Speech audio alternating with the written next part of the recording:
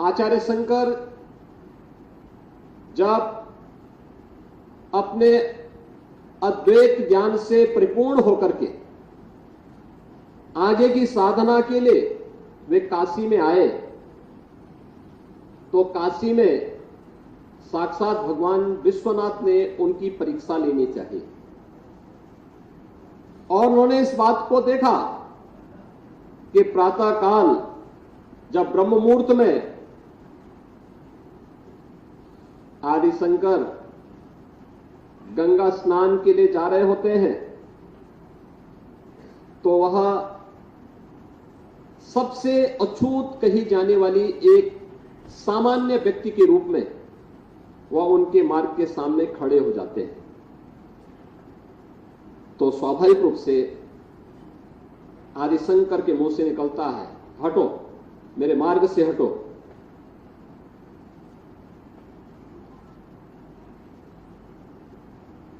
तो सामने से जो चंडाल होता है वह एक प्रश्न पूछता है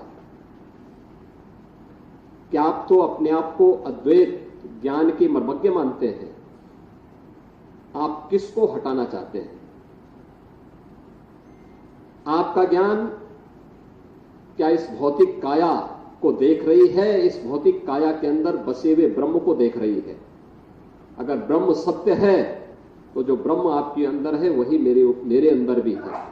और इस ब्रह्म सत्य को जान करके अगर आप इस ब्रह्म को ठुकरा रहे हैं तो इसका मतलब आपका ये ज्ञान सत्य नहीं है।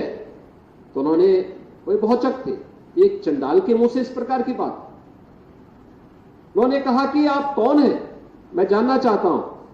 उन्होंने कहा कि जिस ज्ञान व्यापी की साधना के लिए, दुर्भाग्य से वो ज्ञान व्यापी आज लोग उसको दूसरे शब्दों में मस्जिद कहते हैं, लेकिन वो ज्ञान व्यापी साक्षात विश्वनाथ ही है।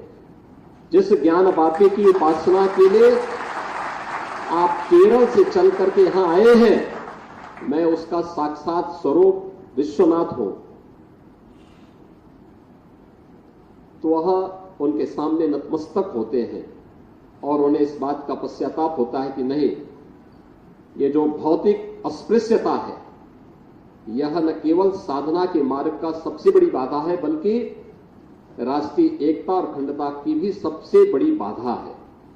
और इस बड़ी बाधा को अगर हमारे समाज ने समझा होता तो देश कभी गुलाम नहीं होता।